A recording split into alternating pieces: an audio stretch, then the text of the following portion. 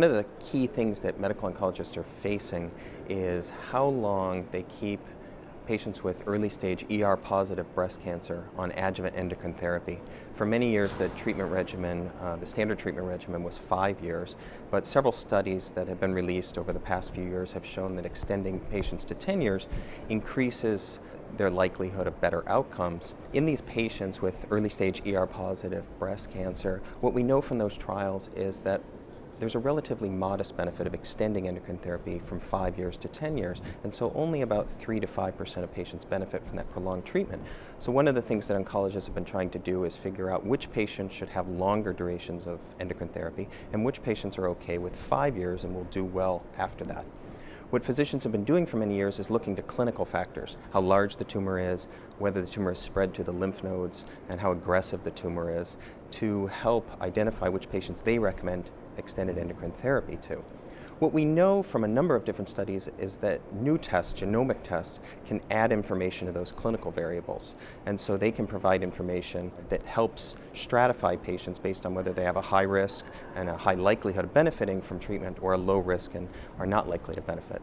So the study that we presented today was looking at a subset of patients that have clinically low-risk tumors. So they have small tumors, they're node negative, lower grade, so less aggressive disease, and looking at those patients and seeing whether a genomic biomarker, which is called breast cancer index, or BCI for short, adds information in those patients that can help physicians make this treatment decision. So the breast cancer index test is a genomic test. It looks at the tumor biology of a patient's tumor and provides two key results. It provides the patient's risk of recurrence, and in particular their risk between years 5 and 10 after diagnosis, and it also includes a predictive component that predicts the likelihood that that patient will benefit from extended endocrine therapy. We looked at two different cohorts of patients. One cohort was from a randomized clinical trial of patients that have been treated with tamoxifen, and another was a cohort from two academic institutions, Massachusetts General Hospital and the University of Pittsburgh Medical Center.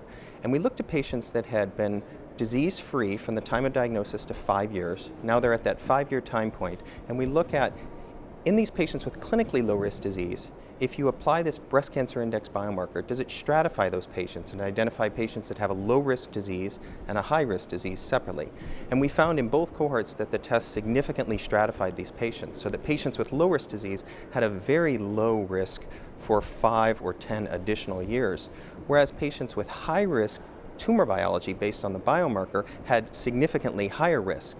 What that means is that even these patients that look like they're low risk with traditional factors, they have small tumors, they're node negative, based on tumor biology, they may in fact have higher risk disease, and these physicians then may wish to recommend extended endocrine therapy or longer durations of endocrine therapy for these patients to try to mitigate that risk and prevent these patients from having a recurrence.